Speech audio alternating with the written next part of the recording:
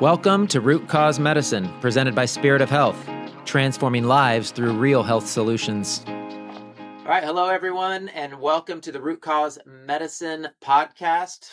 This is Vaughn with Spirit of Health. I have a special guest, Sachin Patel, with us, who I met recently at a CellCore conference, was dramatically impacted by his talk on breath work, which we already did a podcast recently on breath work. We're going to change it up this time. We're going to do a podcast and a discussion on metabolism and understanding metabolic health. So thank you, Sachin, for joining us once again on this podcast. Vaughn, as always, an absolute pleasure. Love your energy, love your vibe, and I'm happy to be of service to your community. So thank you for the opportunity. Awesome. Thank you. So I'm going to read Sachin's bio. Sachin Patel is a father, husband, philanthropist, functional medicine practice success coach, speaker, author, breathwork facilitator, and plant medicine advocate. Sachin is convinced that the doctor of the future is the patient, and he has committed himself to helping others raise their consciousness, activate their inner doctor, and initiate their deepest healing through the use of lifestyle and breathwork. Sachin founded the Living Proof Institute, through which he pioneered a revolutionary approach to patient-centered healthcare. Sachin coaches hundreds of practitioners around the world so that they're empowered to deliver affordable and inspired care to their communities through his Perfect Practice Mentorship Program. And he is an advocate of transforming the healthcare paradigm and has devoted his life to the betterment of healthcare for both patients and practitioners. And I have definitely seen that in knowing Sachin for a short time. His heart, his passion, his willingness to help others, willingness to provide information for free to others, understanding that truth and that reality that the word doctor actually means teacher. He's all about simplicity and getting back to original creation and design and the simple things we can do to educate and empower ourselves to bring healing back for ourselves and our families. And I just want to say again, Sachin, that just we align so much in our value systems and what we believe and what we talk about. And so, yeah, just honored to have you on here. I know you're in high demand. And excited to talk about this topic of metabolism because it's a big deal. So just to open, I just want to share for our audience that metabolism really, really matters. I mean, I say to people all the time, like, whatever your health condition is, we need to fix metabolism. If you're coming into my office or your office, I think it's safe to say there's a metabolic problem. Now, we might have parasites, we might have, all kinds of crazy things going on, but we have a metabolic problem. And so if we can correct and fix metabolism, we can get people on their way to health and healing and to meeting their goals that they want. So maybe you could start, Sachin, with explaining in your words, your definition of what metabolism means and why it's important for our health journey. Yeah, absolutely. So really simply put, metabolism is how we turn raw materials into energy and the efficiency through which we do that. And that could include how our hormones function. It could include how our mitochondria functions. It could be a function of breath. It could be a function of light. It could be a function of electrons. Mm-hmm. And when you start combining all of those things together, you start to enable people to unlock their unlimited potential because there's unlimited energy available to us, whether we like to think of it that way or not. Right. Know somebody has a metabolic challenge. Some of the red flags for metabolic issues is if you feel tired. Right? When you shouldn't feel tired. Yes, you should feel tired at the end of the day so you can have a good night's rest. But if you feel tired in the morning or in the middle of the day or in the later parts of the afternoon when you shouldn't feel tired, when you want energy, then you have a metabolic issue. Right. If you gained more than 30 pounds, then chances are you have a metabolic issue. If you have a hard time losing weight, despite doing what you think are the right things, you may have a metabolic issue. Right. If you have a thyroid imbalance or a cortisol imbalance or an insulin imbalance, these are all hormones that are closely associated to metabolic function. So metabolism is kind of the cornerstone of health, and it's impossible to heal unless your metabolic system is working properly because it takes energy to heal, just like it takes energy to drive your car from point A to point B, turning that fuel into combustion, turning it into power and movement. The same thing is happening inside of our cells. However, what's unique about human beings is that we don't get all of our energy from food, which is a misconception that we have. So most people think the more I eat, the more energy I'll have. Right. However, Vaughn, I'm sure you've proven over and over again with your clients that sometimes eating nothing actually unlocks a whole new level of energy that people didn't know they have. Absolutely. So part of our conversation today, hopefully we can dive into what are the other sources of energy. And ultimately, if you learn nothing else from today, for our listeners, ultimately energy isn't about calories, it's about electrons. Right. And if have people flip that switch, then they'll stop turning to the wrong sources of quote unquote energy, and they'll start tapping into free sources of electrons, which can ultimately heal us and allow us to repair and regenerate. I'm glad you mentioned that about food, because as you know, I'm a huge advocate of fasting. I've done a lot of fasting. The people I work fast to some extent. I think fasting is crucial to healing. Of course, that's a huge topic and so many different ways you can look at that.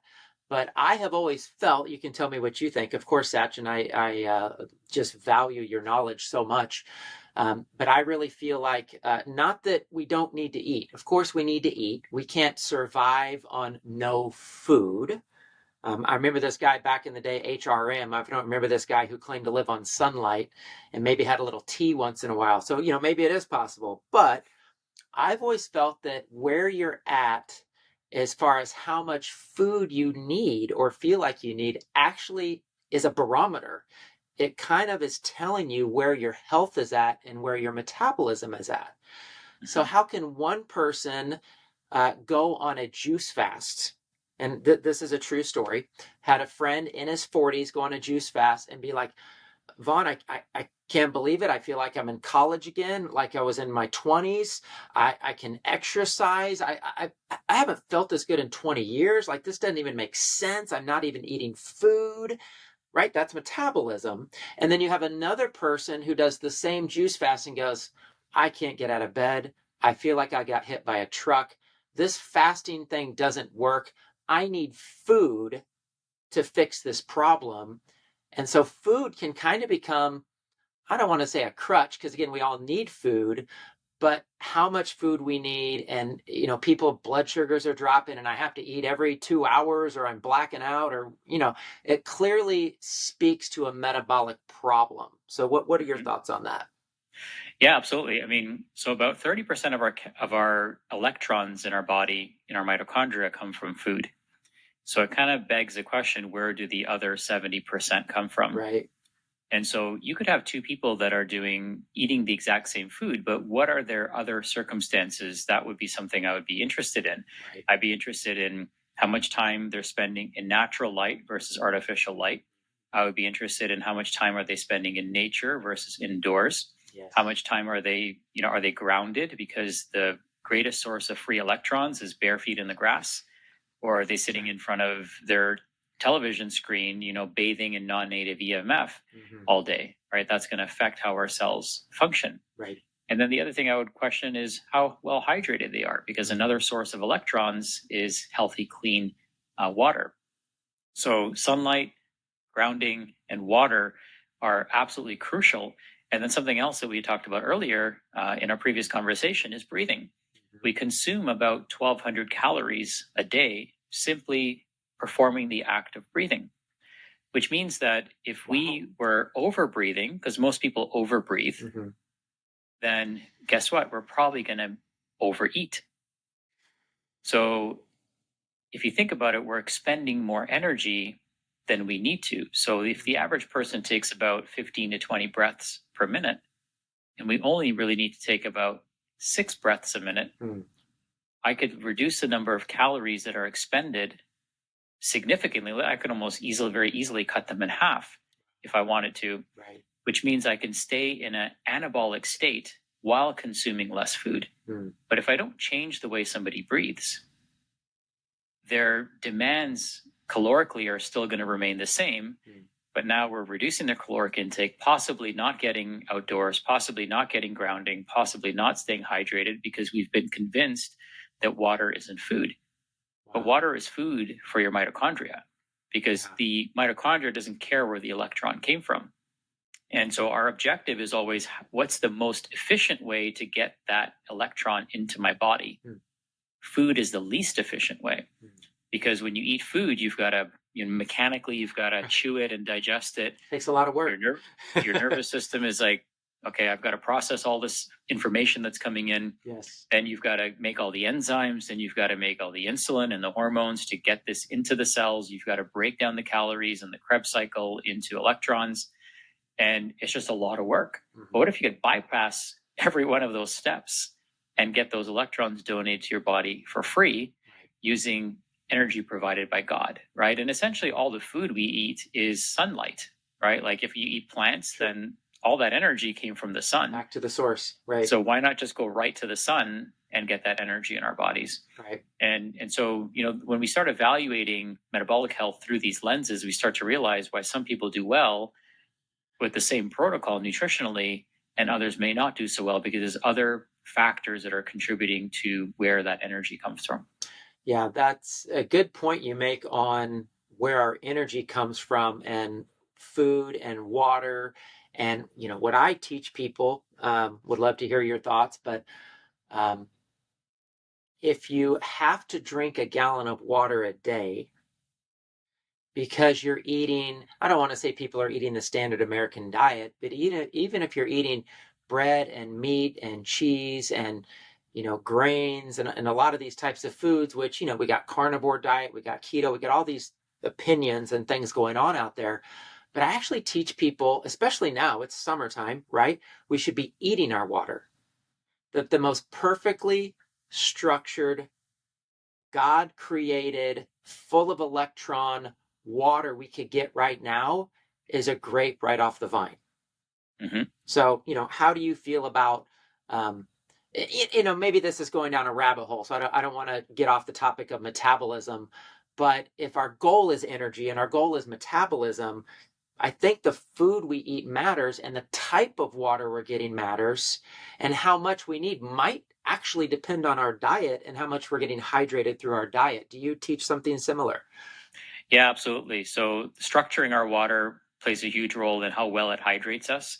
So if you were to consume fluids through fruits, for example, that are native to where you are and seasonally appropriate, right? So having grapes in the middle of winter in Canada may not make sense, but right now it would make sense if it grows native to you, because Jack Kruse talks about this. There's a barcode that the food has, and it has to match your lighting environment. So, if you're eating, again, a banana in the winter in Canada, there's a barcode mismatch. Right. And so the body's just like, dude, where the hell did this come from? Because our lighting signature tells us that this is the food that should be available to us. But then this food is coming way out of left field. So it can create a lot of confusion for our body. So seasonality to eating is also very important as well. And, what's interesting about structuring water, there's 4 phases of water, as many people might know. Right. And Jared Pollack did a lot of work on this and discovered that 4th phase of water, which is exclusion zone water, which is basically the purest form of hydration or water that it excludes everything else and literally turns our body into a battery by providing, negative electrons versus our red blood cells, which are positively charged. So just by getting out into the sun, you are charging your battery, so to speak, recharging your body. You're making it easier for the blood to even flow through your body. Think about how much energy it takes your heart to pump blood through your body. Now imagine you're sitting in blue light all day, which is actually causing it causes us to have reduced peripheral blood flow because it makes it harder for our blood to flow through our system versus sitting outside in nature in sunlight, which is where our ancestors would have been. The efficiencies increase exponentially. So now the blood is just gliding through our body instead of having to be forced through our body. So like when we start to think about metabolism, it's just like anything. We want to start thinking of efficiencies. Like where am I losing energy or wasting energy? Am I over breathing? Yes. Am I overeating? Perhaps. Am I consuming foods, water that isn't properly structured or properly purified? Now I have to detoxify that water, even though there's no calories in it. Now it's negative calories and creating stress on my body. Am I in the wrong type of lighting, which makes my cardiovascular system work harder, right? Am I breathing correctly? For example, if somebody's nasal breathing versus mouth breathing, that changes their nitric oxide levels. So there's all these efficiencies that we can identify that can help people get into, better energetic states. And here's also another important thing for people to note is, where is that energy coming from? So when we're in a sympathetic state, when we're in a fight or flight state, our body needs a quick source of energy to run away or to fight off whatever is proverbially chasing us, which means that we're going to burn through glucose very quickly. And so this is where the cravings for sugar or the blood sugar dips and spikes are going to occur. However, if we're in a parasympathetic state where we are most efficient and we are in a growth state, our body doesn't need energy as quickly. It's going to use fat as an energy source. And as we all know, fat is basically unlimited energy. So all of us, even some people who are, in a thin shape like you and I are, or thin's not the right word, but who don't appear outwardly overweight, for example, we have weeks and weeks of reserves just in our fat stores. Right. So we don't need a lot of food coming in. We could just tap into our existing tools and resources. But if somebody's fasting and their stress levels don't change, then they're in trouble. Think of a bear. When a bear goes into hibernation, it goes into a parasympathetic state. And that's when it burns and utilizes all of its fat for energy, which gets it through the winter months. And then it wakes up and it's lost all this weight because it burned all that fat energy off. If it was trying to burn glucose off, it would be out of energy in just a couple of hours, and then it'd be in big trouble. So also shifting the state of our nervous system is crucial for healthy metabolic function. Well, maybe, Sachin, so I know you have a program, and you can mention that program. Of course, I think that'd be great to give people that resource. But I'm sure in that program you walk people through. I haven't done it myself yet, but I'm assuming you walk people through just the different aspects, or what you consider what's important to understand related to metabolism. Do you want to kind of give us what you think is important related to metabolism? Because, hey, we talk about metabolism and you ask the average person, or you even ask the average natural healthcare practitioner, they're going to think about metabolism. They're going to think about weight loss. They're going to be talking about diabetes, right? We're going to be talking about, how much energy I have. But what really is the most important things related to metabolism? You had said to me one time that food actually is kind of down on the list, but we kind of make it all about food all the time, right? Yeah, so when it comes to metabolism, there's, and really just health creation, right? Because the reason we want a healthy metabolism is so we can be healthy, feel healthy, do the things we want when we want to, without having to doubt ourselves and doubt our energetic capabilities. So, I like to help people with a health creation strategy. And what that means is they're going to create health globally in every system in their body. So the first thing that we would do, the first piece of advice or guidance I would give somebody is how they start their day.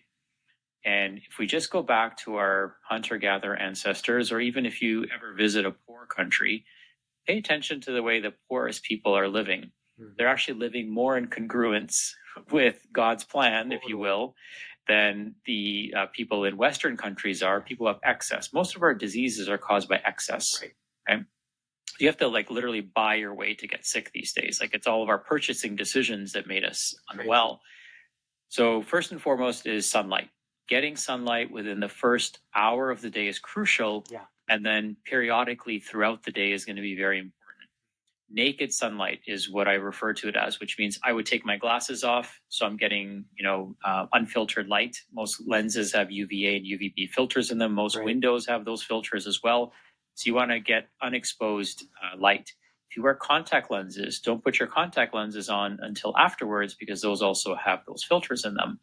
And then I would get my bare feet in the ground. Okay, so you could buy grounding sandals. Earth runners are an example. You go to earthing.com and buy grounding sandals.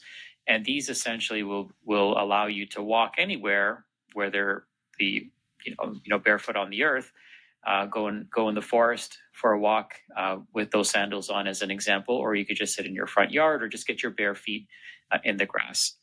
That's going to give you a free source of electrons. And then I would encourage people to emphasize slowing down their breath, because if you're over breathing, you're wasting a lot of energy by breathing excessively. And that means you're going to have more calorie intake or electron intake in order to meet your daily needs. And so when we feel tired, we don't think of sunlight, we don't think of water, we don't think of grounding, we think of food. And that's because we've been convinced that, food is like energy is all about calories. That's a human construct. Yes. But if we go to how our body actually works, our mitochondria needs electrons. Right. And it doesn't care where those electrons came from. So my goal would be, how do I get as many electrons for free as I possibly can? Right. That doesn't require me to put food into my mouth, because if you think about how much energy is required to prepare the food, how much thought goes into, like, what am I going to eat today, 3 times a day, 5 times a day for some people, and then how much energy goes into actually digesting the meal. Wow. And then every time we eat, our immune system has to go crazy and haywire. Yeah. Even if it's healthy, our immune system still has to, act as a border patrol to let certain things in. And then we have to detoxify all the excess, eliminate the fluids through the urine and the digestive system. So now you're kind of left with a very actually inefficient source of electrons versus some of the other things. So we emphasize, calorie reduction naturally by eating healthy, whole, dense foods. And when people do the other things right, when they ground, when they get proper hydration, when they get proper amounts of sunlight, guess what? They don't feel hungry all the time. Right. And it's like magic to them, because they thought that all their energy had to come from food. Totally. The other thing we emphasize, we try to emphasize, is lighting. So indoor lighting. When we're exposed to artificial lighting, we become hypoxic. We also ramp up and crank up our cortisol levels, and it disrupts our ability to produce melatonin. And in the evenings, especially, it can create a dysfunctional signal for sleep. And when we don't sleep well, then the next day we wake up, our ghrelin levels are going to be higher. Ghrelin, think of gremlins. When you think of ghrelin, it increases our appetite. And leptin becomes dysfunctional, and leptin tells us we're full. So people become leptin resistant, which means that they feel hungry all the time, and they never feel satisfied no matter how much they eat. And it's not because they're weak. It's not because they have bad willpower, but it's because they didn't sleep well the night before. And so they're fighting their biology instead of working with it. So if we can get people getting their lighting right, getting their breathing right, getting their indoor lighting right, getting their sleep right, getting their thinking right. I mean, it's magical how much energy they free up. And now they're not wasting energy, which is one of the first places. We want to always kill, where are they wasting energy? That's the first place to start, right? And then next, how do we get more, which is the next place. Wow, that's really powerful. Wow, thank you for sharing that. I mean, just that's revolutionary. That concept, educating people that it's not all about food, and yeah, your food's important, but if you make it all about food, the reality is you're actually not going to really meet your goals. Even if you lose some weight, you're not necessarily meeting your goals of health. I like what you say about like health creation. So like my wife and family, we are going to Hawaii in August. My wife's born and raised in Hawaii. And my goal right now, hopefully I'm looking decently tan. My goal is to get as tan as possible before I go to Hawaii, so that when I go to Hawaii, our family's not like, we got to stay out of the sun. We got to watch out for the sun. But man, it pains me, and I know it does you too. I mean, we have a local pool we go to here, and it's a community center. There's lots of people, and it's like, here are these people at the pool with their kids, and they're in the shade under an umbrella, slathering sunscreen all over their body and their kids while they're eating their lunch of white bread and meat. And it just like, I'm like, wow, like we're still so far. Like we just still have so much work to do. Let's just say that. Wearing their sunglasses, don't forget Wearing the sunglasses. And it's just like, man, we still have work to do to reach the masses, because people don't understand health. And again, the reality is we don't. I love. Sorry, I have to mention too, just the concept that you shared. I think is so powerful that like we spend money to buy ourselves into sickness, and we're not educated on the fundamental foundational principles of what brings about health. And so this isn't just about metabolism, it's about health. Yeah, So absolutely.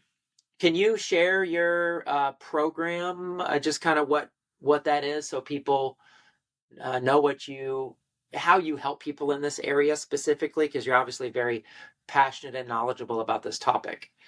Yeah, absolutely. Thank you for the opportunity. So we designed our Living Light program as kind of a reset. It's almost like people wish they could hit the reset button on their health and wellness. And that's exactly what this program does. It kind of allows them to start with a clean slate. Mm-hmm. And in this program, what we do is we take a grassroots approach that is centered around lifestyle, environment, and first principles. And everything we teach people is, again, what I refer to as embarrassingly simple. But it's when we put these really simple practices in place, we tap into something called a compound effect. So many people, when they think of weight loss or energy or lifestyle and changes they want to make, the first thing that most people think of is I need to get my diet right and I need to exercise more. Right.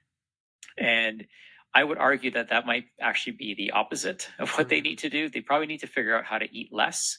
Yes. And eat the right foods at the right time. Right. So timing of when people eat is very important. How they eat when they eat is very important. Most people don't even chew their food. Right. If you were to ask people how well do you chew your food, 95% of people will kind of roll their eyes, but oh, yeah, I need to chew better, or they never even pay attention to how much they're chewing their food. So simple things like that. That we start to install these little practices and help people understand your body has everything that it needs. Listen, your stomach doesn't have teeth, so it's relying on your teeth to chew up the food. Wow. And your pancreas doesn't have, hydrochloric acid. It's relying on your stomach making enough hydrochloric acid. And your small intestine doesn't make bile. It's relying on your liver making the bile and your gallbladder secreting it. So digestion is like a car wash, and every step relies on the previous step being done. So we help people understand how their body works. We help them breathe better. We help them get their circadian rhythm dialed in. We help them get their sleep dialed in.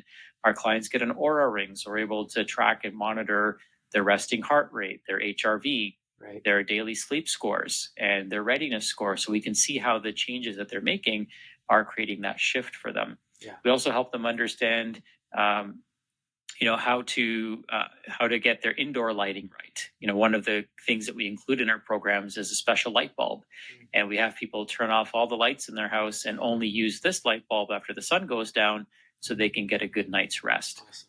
And so we take a 360-degree approach to creating wellness for our families that we work with and the individuals that we work with. And the beautiful thing about that, Vaughn, is like everyone in their household benefits. Right. Because we're switching up the environment, we're switching up the shopping list, we're optimizing behaviors, and behaviors are essentially transferable skills that allow us to leave a better legacy behind. All of us some of us, I should say, are so focused on how much money we're going to leave our kids, but they could blow through all of that money if they don't have their health. Sure. What we should be focused on is what's the health legacy that I'm going to leave behind? Mm-hmm. What are the behaviors I want my children to model?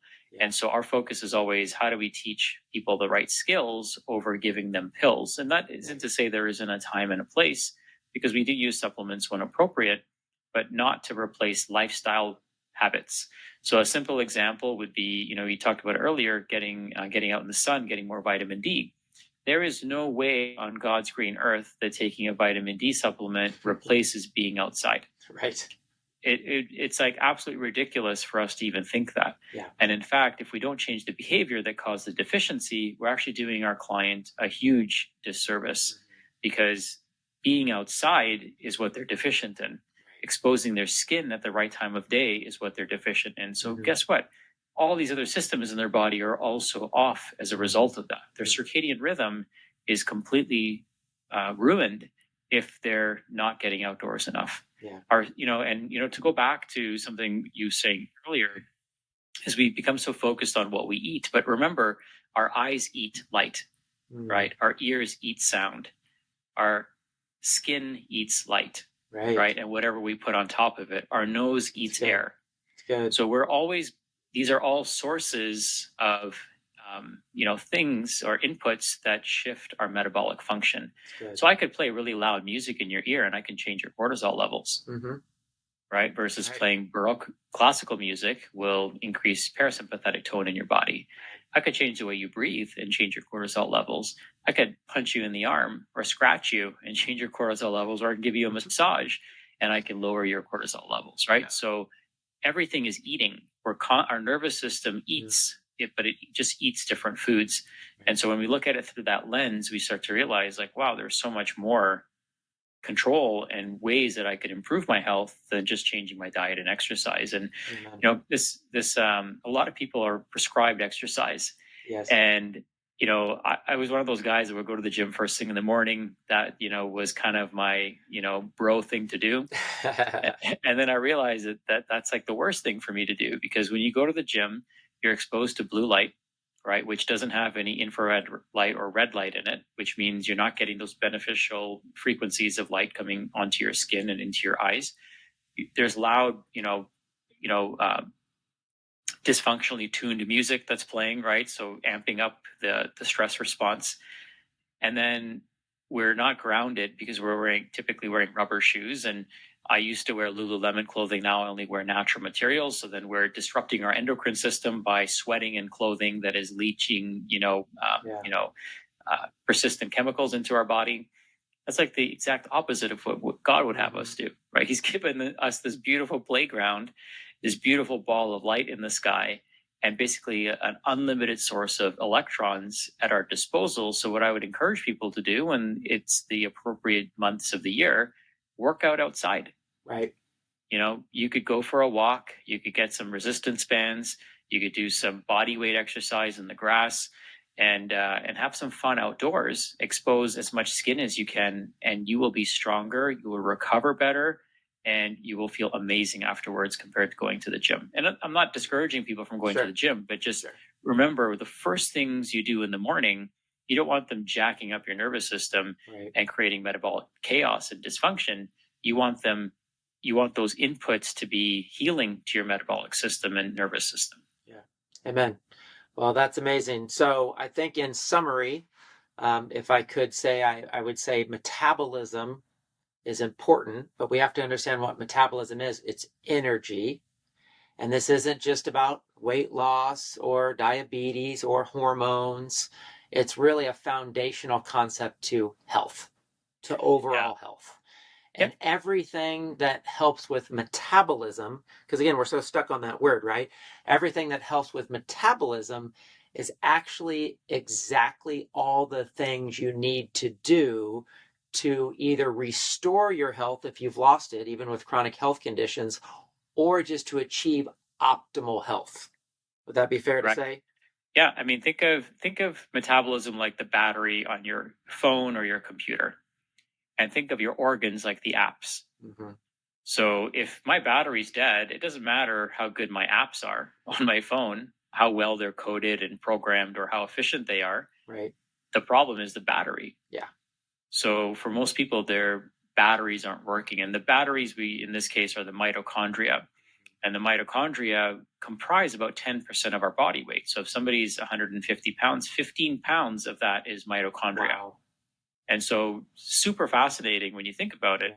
So when we take people through this program, Vaughn, what we do is we have 3 different ways that we can educate them. So we have a messenger portal that they can access us, ask us any questions they have on a daily basis as they come in. They report in through their journaling.